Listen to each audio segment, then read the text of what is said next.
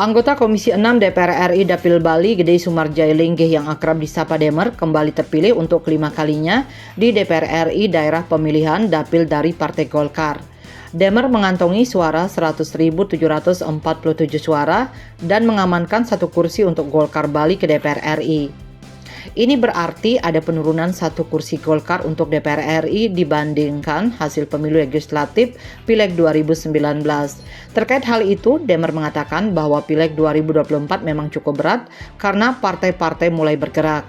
Wakil rakyat yang sudah berjuang 4 periode di DPR RI memperjuangkan kepentingan Bali itu juga tidak memungkiri bahwa Partai Gerindra memiliki kekuatan tersendiri karena memiliki capres yang merupakan Ketua Umum Partai Gerindra yang berimbas pada perolehan satu kursi DPR RI untuk Gerindra.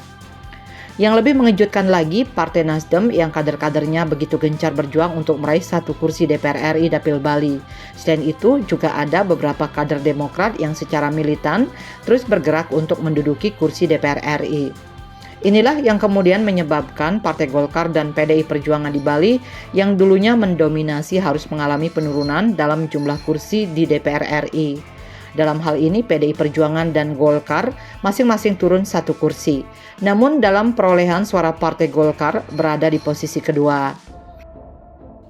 Saya melihat Pileg kali ini memang cukup berat, ya, karena partai-partai mulai bergerak.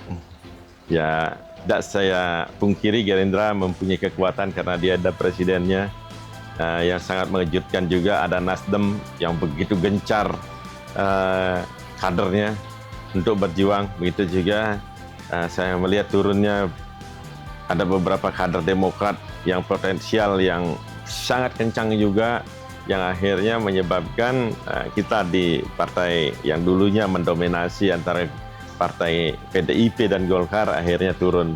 PDIP 1, Golkar turun 1. Walaupun perolehan suara kami adalah kalau dihitung secara perolehan suara itu adalah nomor 2 dibanding PDIP. Tetap aja karena hitungannya ada sandwich, ya, ketika dibagi 3 maka kami masih kalah suaranya dengan partai Gerindra maupun partai Nasdem maupun dengan partai Demokrat.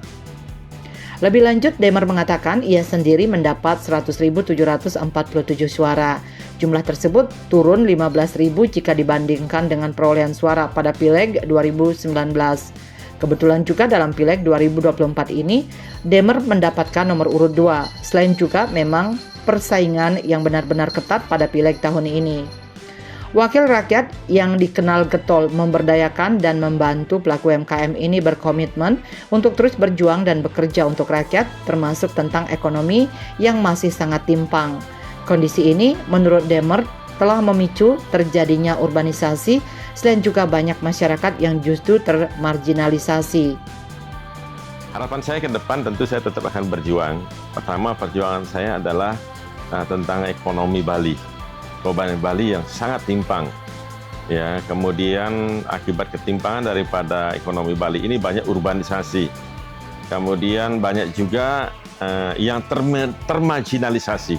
Tidak hanya urbanisasi dari daerah kurang pertumbuhannya ke daerah yang padat pertumbuhannya, tinggi pertumbuhannya, tapi juga yang di daerah tinggi pertumbuhannya banyak masyarakat yang termarginalisasi, ya, karena kemajuan zaman.